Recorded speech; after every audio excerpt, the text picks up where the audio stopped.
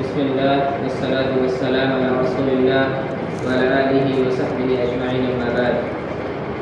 عن عبد الله بن عمرو رضي الله عنهما أن النبي صلى الله عليه وسلم قال: أربع من كنا فيه كان منافقا خالصا ومن كانت فيه خصلة منهن كانت فيه خصلة من النفاق حتى يدعها إذا اؤتمن خان وإذا حدث كذب وإذا عاهد غدر وإذا خاصم فجر. متفق علیہ. محترم مصلیان کرام، آج کے درس کا عنوان ہے منافق کی علامتیں.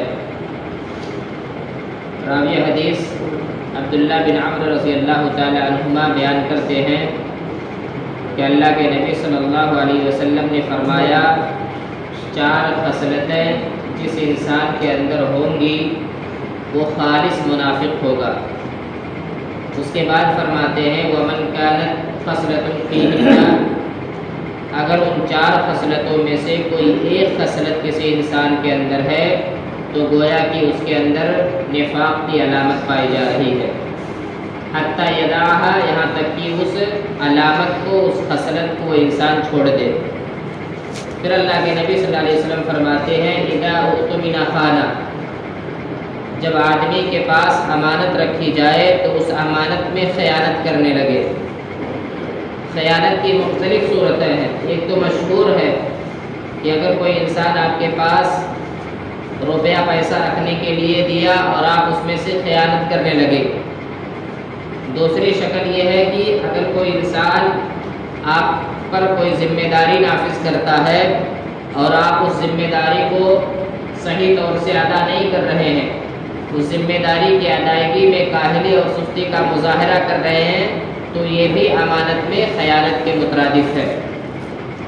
پھر اللہ کے نبی صلی اللہ علیہ وسلم فرماتے ہیں وَإِذَا حَدَّثَ كَذَبَ، دوسری خصلت یہ ہے کہ جب وہ انسان گفتگو کرے تو جھوٹ بولے.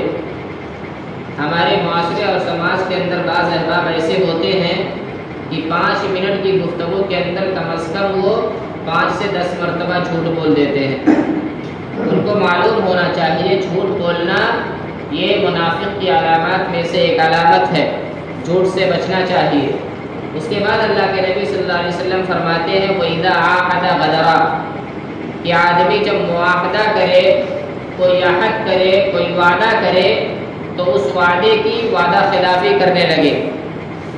اگر وعدہ خلافی کی صفت ہمارے اندر ہے تو گویا کہ نفاق کی صفت ہمارے اندر ہے.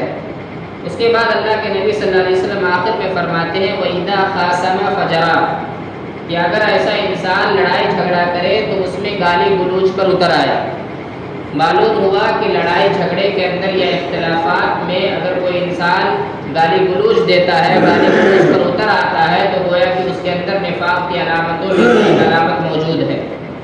میرے بھائیوں اور دوستوں، ان 4 علامتوں اور ان 4 خصلتوں سے ہمیں حق الوس سے بچنے کی کوشش کرنی چاہیے.